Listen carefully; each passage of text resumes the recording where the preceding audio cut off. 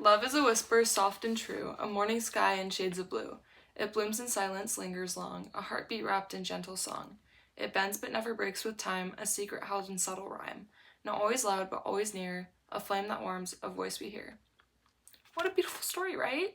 Well, it was written with AI. Yeah. I'll let that sink in. There are three main problems I feel our society faces that could be detrimental to us as humans and are kind of just sad.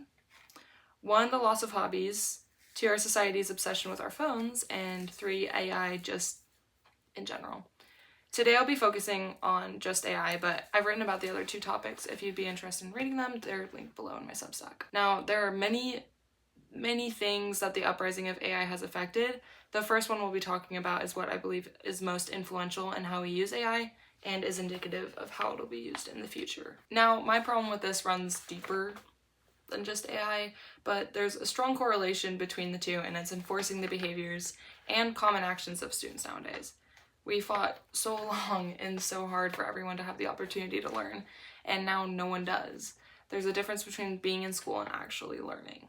American futurist Alvin Toffler, famous for his predictions and suggestions for coping with the increasingly complex patterns of technology, stated, "The illiterate of the future will not be the person who cannot read, it will be the person who does not know how to learn." Now, I'm not the best at learning and being super attentive in school, but when I was in high school, I've never heard the words "just use ChatGPT" from my classmates more in my life. This made me so sad, especially being the daughter of an English teacher. I think this truly sparked some deep-rooted discomfort within me. There's been an increasing amount of teachers that have been coming online for support and validation, and honestly might be crying out for help due to students' grade point averages and just their ability to intake and process information. Illinois has 24 schools where not a single child can read at a grade level.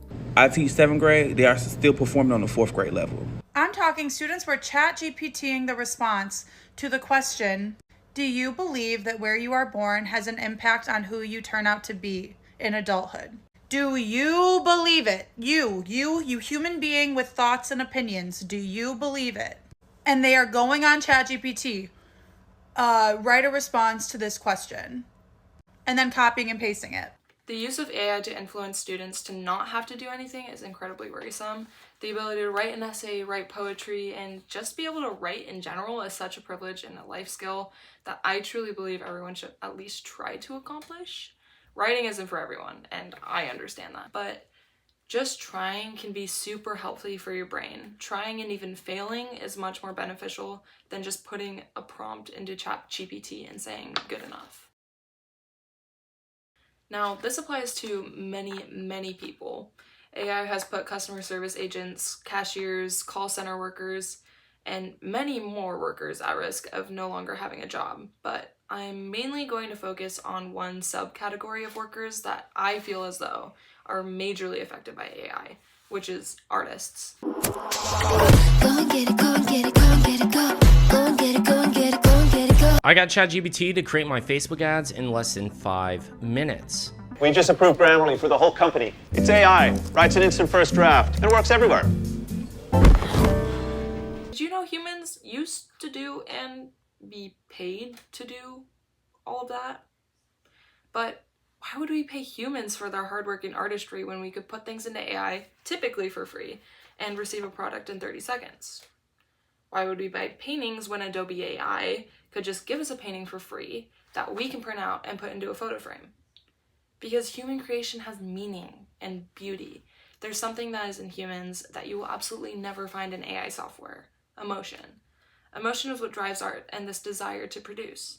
Now, regardless of this, we all have to be worried about whether or not we'll have a job in the future because AI may or may not replace us. There's a surplus of YouTube videos that have recommendations for jobs/job fields to go into that you'll most likely not be replaced by AI in. Isn't that terrifying? The fact that there's this many people concerned about being replaced by software. I mean, 2 of these videos have 2.1 million views. That's at least 2 million people that are worried about the future of job fields and employment. A lot of people are already worried about jobs and employment due to the economy and because of unrealistic standards placed on people applying for entry-level jobs. So now there's just a cherry on top of the cake. Now, this topic is kind of what ties the two together.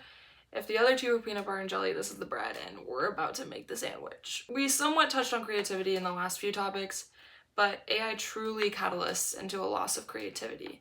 Creativity is not just for artists. Creativity is the ability to come up with ideas, to be able to process new ideas, and to add to them. It's vital to human life, and AI poses a true risk towards it.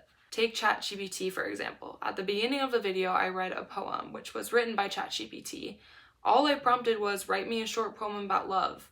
That's it. No thought involved. And I received a short poem about love in less than 30 seconds. I could prompt, draw a photo of a jaguar drinking out of a pond with a hippo in the background. And I'd receive a photo of a jaguar drinking out of a pond with a hippo in the background. According to an article by Brian Uzzi, professor of leadership and organizational change at Kellogg School of Management, the creative class, artists, inventors, and innovators of all kinds in business, science, and the arts are at high risk of replacement by bots, at least in part. The rest of his article, Will AI Kill Human Creativity?, goes into depth about the implications of AI in creative fields. He touches on the music industry, stating that AI could disrupt the already perfected sequence of events and parties involved with content: artists, record companies, and distributors. Brian includes how AI could displace Maslow's hierarchy of needs. Brian states, AI's impact on jobs and innovation shouldn't just be about money and power, but the potential death of human creativity, one AI neutral network at a time. We need positive emotion for creativity to flourish, and that comes from status recognition and self-actualization. We don't read and write poetry because it's cute. We read and write poetry because we are members of the human race, and the human race is filled with passion. Medicine, law, business, engineering, these are noble pursuits and necessary to sustain life. But poetry, beauty, romance, love, these are what we stay alive for. AI is erasing creativity as we know it, and the only way we'll ever fight for it is if we know how important art is for humanity. Now, despite everything I've said, there are some good aspects of AI. AI does make life easier. I can't argue against that because it's just true. Now, are we bordering it on a kind of WALL-E universe? Yes, but I and everyone must accept that AI isn't going away anytime soon. So the only way we can combat the overuse and overconsumption of AI is to use it as responsibly and as ethically as possible. Some examples of this include finding sources for projects. Of course, always double check these sources for credibility, summarizing notes, and just generally not using AI to replace humans and their abilities. I encourage everyone to do more research on AI before jumping on the bandwagon just because everyone else is using it. And please remember, as Uncle Ben says, with great power comes great responsibility.